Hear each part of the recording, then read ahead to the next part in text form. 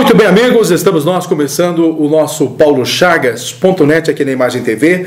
É sempre bom estar de volta com vocês. E normalmente começo a falar no meu programa a respeito de futebol, e vou realmente começar falando a respeito disso. Eu quero falar da difícil situação que vivem os times catarinenses na Série A. Nesta última rodada, então, foi uma catástrofe. Todos praticamente perderam, com exceção do Joinville, que mesmo jogando em casa, conseguiu arrancar um empate com o Atlético Mineiro.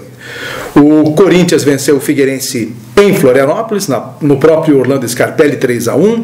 O Avaí perdeu 3-1 lá em Porto Alegre para o Grêmio ainda no sábado à noite. E a Chapecoense levou um toco de 3-0 do Sport Recife lá em Recife. Então vejam bem como está grave e complicada a situação dos times catarinenses na Série A do nosso Brasileirão. O menos pior é o Avaí, que está com 32 pontos e está fora da zona de rebaixamento, mas está ali, pingando. Aí completa então a zona de rebaixamento o time da Chapecoense. Abaixo da Chapecoense tem o Figueirense, daí abaixo do Figueirense tem o Vasco da Gama e, por último, na lanterna, o Joinville. Então, 3 times de Santa Catarina na zona de rebaixamento. O Avaí praticamente juntinho ali, por um detalhe não está na zona de rebaixamento. Então vejam bem a criticidade que vivem os nossos times nesse campeonato brasileiro. Há hoje grande possibilidade de nós termos no mínimo 3 rebaixados nesse campeonato brasileiro. Foi uma glória quando tivemos no início deste ano a confirmação de 4 classificados e agora então de repente passar esta vergonha de ter talvez 3, e olha, tem possibilidade de ter os 4 catarinenses rebaixados para a Série B. Seria realmente a vergonha total. Imaginem os 4 times de Santa Catarina, que sejam 3 para serem rebaixados, já vamos passar essa vergonha sem tamanho. Mas muito bem, eu quero falar algo específico. O Figueirense, quando perdeu para o Corinthians agora neste domingo, a torcida se revoltou e teve confronto inclusive com a polícia, quebra-quebra, entre outras coisas. Isso não deveria acontecer no futebol, esta revolta do torcedor, mas enfim, eles estão insatisfeitos, brigam pelo time, choram pelo time e também criam toda essa balbúrdia em função dos maus resultados. Então, teve confronto com a polícia em Florianópolis. Em Chapecó, gente, aconteceu algo inédito, algo extremamente diferente.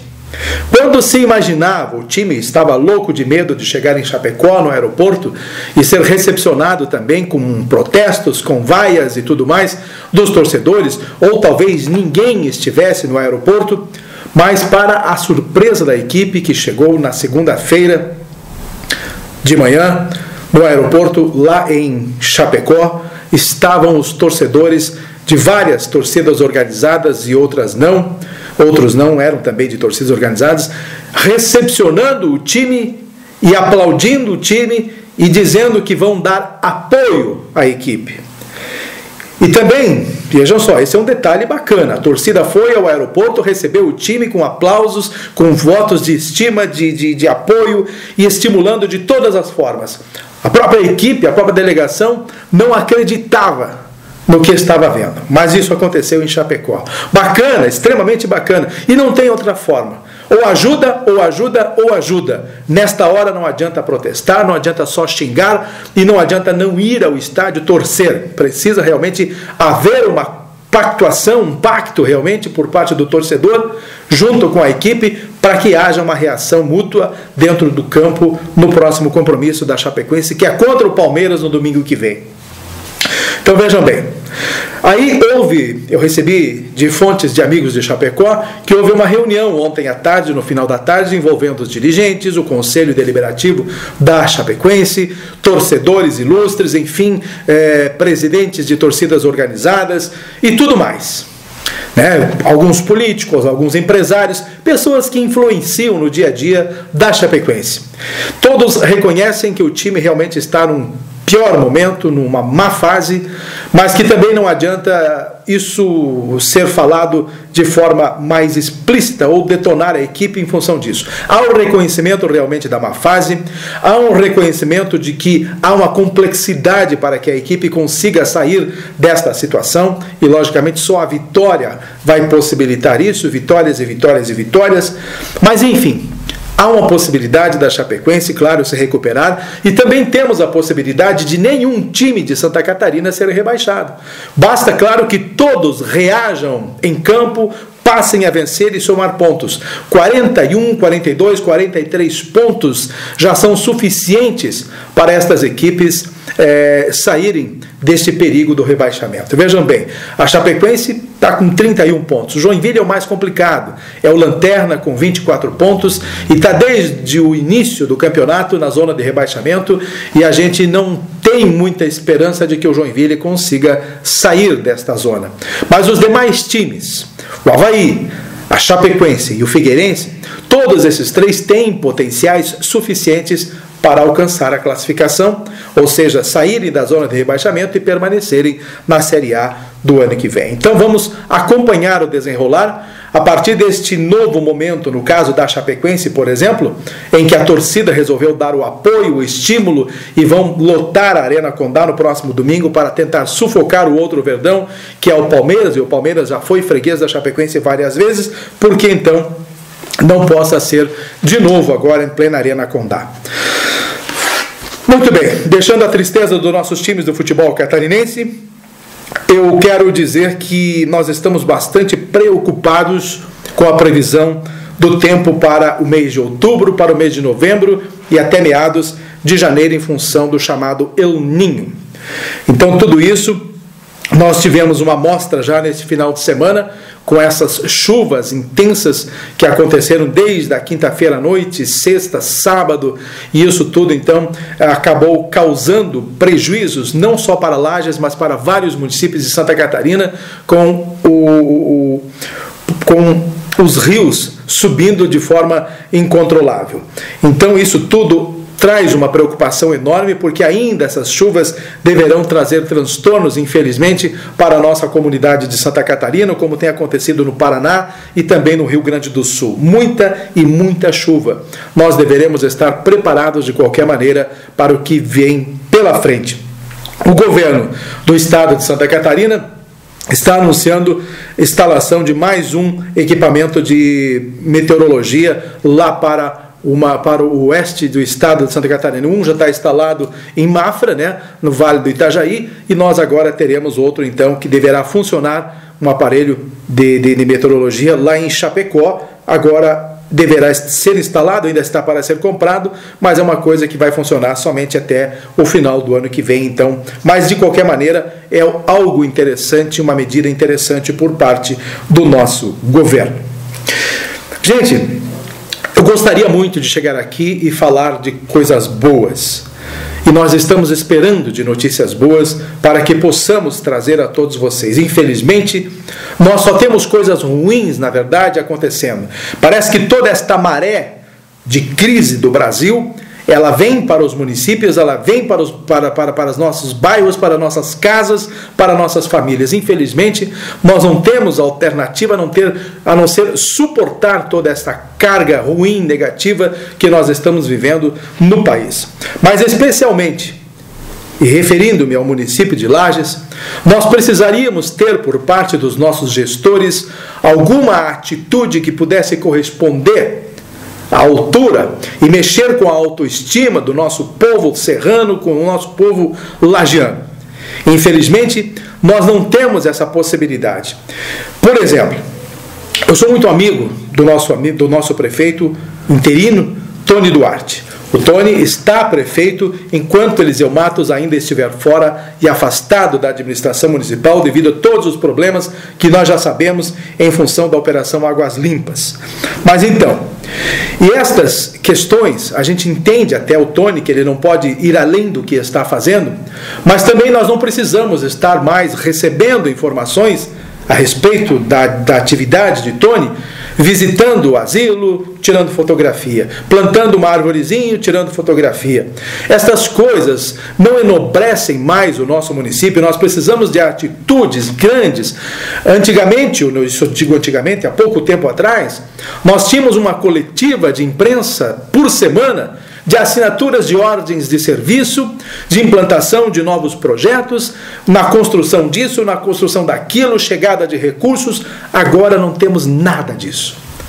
O nosso prefeito passa o dia inteiro recebendo visitas, tirando fotografias e mandando para a imprensa que o fulano foi visitá-lo ou ele foi visitar o Beltrano. Então estas coisas não trazem mais, não agregam para a comunidade esse tipo de informação para que nós possamos realmente sentir um peso de uma forte gestão administrativa. A impressão é que a prefeitura está entregue a esse sistema de crise desse país e não tem as mínimas condições de reação. E a gente sabe que o Tony não tem o trânsito que nós gostaríamos que ele tivesse em Brasília. Ele vai no máximo visitar Carmen Zanotto em Brasília e esbarra, não tem aquela conversação com os ministérios, não tem conversação com os demais deputados, não tem trânsito. Ele não conversa com o João Rodrigues, não conversa com os outros deputados que nós temos, com os senadores do PMDB, enfim, que são as pessoas, o Paulo Bauer, enfim, é uma complexidade muito grande que nós estamos vivendo no nosso município. Então, ficar hoje recebendo em nossos e-mails estas informações de visita aqui, visita ali, nada mais agrega. Infelizmente, é o que nós estamos tentando dizer a vocês, que nós precisamos de algo novo em nossa cidade. Nesta terça-feira, por falar em algo novo, nesta terça-feira, pelo menos uma coisa interessante. O nosso Natal Felicidade está sendo reconhecido pela ADVB e está sendo premiado como um dos principais cases do estado de Santa Catarina no ano de 2014. E realmente o Natal Felicidade do ano passado foi lindíssimo. Estamos torcendo para que este ano se repita pelo menos parte do que foi feito e de como aconteceu no ano passado. Além disso, minha gente, voltando nesta questão política, eu estive conversando com o prefeito Eliseu Matos. A gente até hoje não consegue entender quais as razões que ainda o postergam o retorno dele à Prefeitura de Lages. Pois se ele é culpado, que o julguem e que o condenem. A gente tem a certeza. Mas enquanto não for julgado, e até que prove o contrário, é inocente. Essa é a principal premissa da justiça. Eu não estou aqui defendendo, seja o que for, eu não sou a justiça, eu estou apenas emitindo uma opinião. Mas vejam bem, qualquer pessoa, independente de ser Eliseu Matos ou um ladrão de galinha que esteja assaltando o teu fundo de quintal, se ele for pego até que provem contrário e ele não for julgado, ele é inocente. É assim que a justiça vê. Então, de qualquer forma, a gente sabe que a defesa de Eliseu Matos está trabalhando para que ele retorne. E ele deve sim retornar para o seu cargo. Não tem como segurar mais a não volta dele para a administração municipal, para que ele encerre o seu cargo. Afinal de contas, ele foi eleito democraticamente, está sendo afastado por questões judiciais e algumas coisas que a gente não sabe o que há nesses bastidores ainda, mas de qualquer maneira, se ele não for julgado agora e condenado, ele, claro, terá o direito de voltar e depois o processo transcorre até que a justiça então proceda e faça então a sentença do processo e julgue, o condene e o afaste definitivamente. Mas enquanto isso não acontecer, eu acredito que ele deva voltar já nos próximos dias. Ele também está muito cético, aliás, está muito crente de que isso possa acontecer, de que ele possa voltar, e já no próximo mês de outubro. Então, diante disso tudo, a gente percebe que o Tony está trabalhando, está apenas conduzindo o processo administrativo sem praticamente um empenho maior para o desenvolvimento da prefeitura e do município de Lages. Está apenas tocando. É nesse ritmo que a gente está percebendo a administração municipal de Lages. Infelizmente as coisas são assim. Como eu falei de Natal Felicidade, gente, eu quero aproveitar a vocês e falar do planejamento das obras que estão sendo executadas nas áreas centrais da nossa cidade, as obras de revitalização do nosso município, as obras do cabeamento subterrâneo e tudo mais. Há um planejamento para que em meados de outubro, estas principais obras que estão acontecendo em áreas centrais, elas tenham um período de conclusão, até para que a decoração natalina já comece a ser efetivada e não atrapalhe, então, as festas natalinas e final de ano. Então, lá por final de outubro, mais ou menos isso, para não comprometer o Natal, estas obras deverão paralisar ou deverão pelo menos ser finalizadas nesses pontos estratégicos que nós estamos hoje no centro da cidade. Então é isso tudo que a gente está buscando. Minha gente, há uma preocupação muito grande por parte da comunidade de Otacílio Costa e principalmente aqueles que viajam pela SC 114, seguindo da 282 até Otacílio Costa, que são 35 quilômetros, e até também a ligação à BR-470 mais à frente. Então são esses 35 quilômetros que nós estamos extremamente preocupados e gostaríamos que o governo do estado de Santa Catarina fizesse um empenho muito maior para a liberação desses recursos, porque a gente sabe que está em estudo um novo financiamento, porque muda todo o modelo desta obra a ser executada entre Otacílio Costa e também Lages da 282, porque precisa fazer um trabalho diferente, ou seja, um asfalto mais fortalecido, de concreto, devido ao peso dos caminhões, e isso então praticamente postergou a análise dos bancos que vão financiar esta obra ali de asfaltamento, de revitalização da SC 114. Mas é uma demora demais, excessiva, e os acidentes estão acontecendo. Na semana que passou, no final de semana, vocês viram o acidente de uma ambulância do SAMU e, por sorte, então, essas pessoas não tiveram ferimentos maiores, não teve um resultado mais drástico, né? Nenhuma fatalidade nesse acidente. Mas, assim por diante, é preciso, então, um pouco mais de agilidade por parte do governo para que defina o sistema desta obra de revitalização da SC 114, ligando a 282 e Otacílio Costa, o quanto antes. Não dá mais para esperar. Ou, pelo menos, o governo tem que dar uma satisfação de como está andando todo este processo. Vamos buscar alguns assuntos que eu tenho aqui no meu blog, porque eu gosto de tratar desses assuntos, afinal de contas, paulochagas.net tem a ver com os nossos blogs. Eu quero que você se engaje numa campanha que eu achei muito bacana, que está sendo promovida pelo programa de extensão Amigos do Carroceiro, lá pela UDESC, pelo Centro de Ciências Agroveterinárias, e também em parceria com a Uniplac, entre outras instituições, pois este programa, todos os organizadores, os responsáveis por este programa, estão fazendo uma campanha de arrecadação de brinquedos, doces, roupas e calçados para dar de presente às famílias de carroceiros, às crianças dos carroceiros. Afinal de contas, agora, dia 12 de outubro, temos aí o Dia da Criança, e eles gostariam de dar um presente com o auxílio da comunidade na arrecadação desses brinquedos e roupas. Então está aí um trabalho bastante bacana. Parabéns pela iniciativa, e eu conto sim com a participação da comunidade no recolhimento destes brinquedos, dessas roupas, desses calçados. Esteve em Lages, nesta segunda-feira, palestrando o ex-prefeito da cidade de Curitiba, ele que é considerado uma pessoa das mais inteligentes que já administrou uma cidade, e já administrou a cidade de Curitiba, que hoje é uma das mais planejadas do mundo, e principalmente no que se refere à mobilidade urbana e também ao desenvolvimento sustentável. Cadê o nome do vivente aqui, o japonês?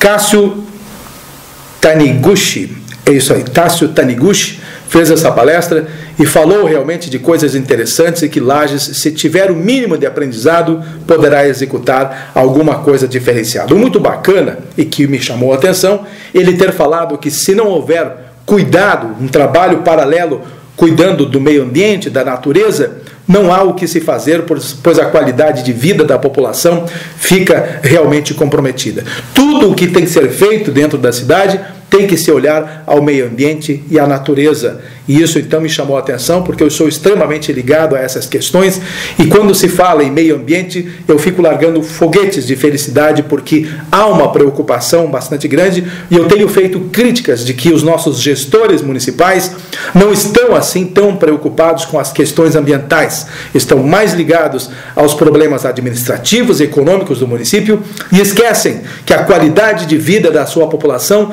passa exatamente pelo controle ambiental, pela melhor qualidade de vida a partir do controle e da preservação do meio ambiente. Então, o Cássio, o japonês ex-prefeito de Curitiba, acabou dando nos dedos, então, de muitas pessoas que não acreditam que o meio ambiente, ou não dão tanta ênfase das necessidades ambientais que o município carece. Aliás, a nossa cidade de Lages precisaria de uma reformulação, de um projeto amplo para poder, a partir de agora, criar um plano de plantio de árvores em toda a extensão da cidade, em todas as ruas da cidade, porque nós estamos com a cidade pelada, não temos nem 10% de cobertura vegetal necessária em nossa cidade. Basta você andar pelas ruas, você vai ver uma árvorezinha pingada ali, outra lá, mas as ruas praticamente sem uma árvore em frente às calçadas, em frente às suas casas. Enfim, é um problema sério. Aliás, não sei por que não há um cultivo de árvores nativas e árvores de decoração por parte do Horto Municipal. Eu até quero conversar com o secretário de Meio Ambiente, o Michel Rampel. Ele estava aqui agora há pouco na Imagem TV, dando uma entrevista para o Jones Paulo, mas eu gostaria de então conversar pessoalmente, sugerir a ele algumas questões, pois a gente tem realmente uma participação a partir do projeto Vida e Natureza. Eu quero buscar um assunto que a gente está realmente preocupado com a nossa cidade, que trata, não nossa cidade, mas a nossa região serrana, e que trata da BR-116 e do aeroporto em Correia Pinto. Eu vou falar da BR-116. Há uma defesa por parte de nossos representantes políticos pela duplicação da BR-116. Toda essa duplicação, ela passa, claro, pela iniciativa privada, pois vocês sabem que ela está sendo conservada hoje por uma empresa privada e não depende exclusivamente dos recursos federais para a manutenção dela.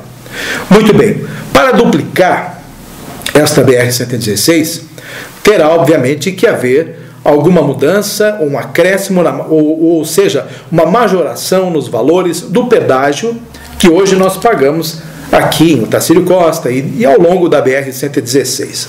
Então passa por essa definição, se tiver um valor agregado e com o aumento do pedágio, obviamente as empresas que administram hoje essas estradas terão, quem sabe, condições de fazer esta duplicação tão necessária. Então esse trabalho está sendo feito com inúmeras discussões e a deputada federal Carmen Zanotto também está fortemente engajada nesta discussão, e ela acha que esta estrada, assim que for duplicada, ela passa a ser decisiva para o desenvolvimento dos municípios que dependem desta rodovia. Concordo com a Carmen e realmente isso é preciso.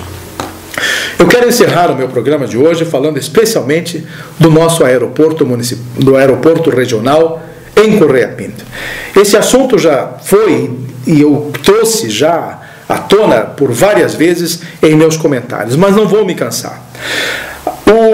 Existe um grupo que está fazendo hoje uma comissão, não é bem um grupo, uma comissão de acompanhamento das obras do aeroporto em Correia Pinto. Mas pasmem os senhores, esta semana este grupo, esta comissão esteve lá no aeroporto e levou um susto, pois a obra está praticamente ao léu, abandonada, inacabada e ninguém trabalhando e sequer um guarda para cuidar o patrimônio que já está lá construído, e pelo que eles dizem, apenas uma porta de vidro impede a entrada de vândalos, impede então o assalto de outras pessoas neste local que é o chamado aeroporto regional do Planalto Serrano em Correia Pinto.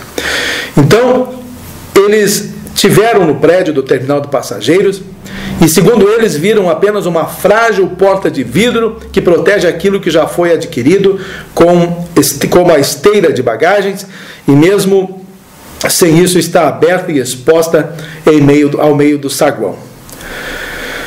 Foi então, segundo eles, um cenário encontrado que causou uma perplexidade bastante grande e fizeram esta visita em loco acompanhados do engenheiro do DEINFRA, o Narciso Leal Narciso. O objetivo desta comissão é descobrir qual a real situação do aeroporto e o que falta para este local entrar em operação. Está aí uma boa pergunta. A preocupação procede, não tem dúvidas. Ninguém entende como uma estrutura que está em obras há quase 15 anos e que já foram gastos milhões e milhões de reais dos cofres públicos, até agora não está pronta. Para a comissão, isso representa um descaso com a população e um atraso para o desenvolvimento da região serrana. Todos nós já estamos cansados de saber.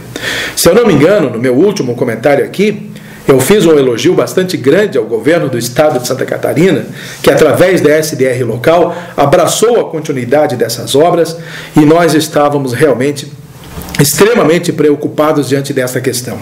Ou seja, como é que este aeroporto vai entrar em funcionamento se não há ninguém trabalhando nas obras de conclusão?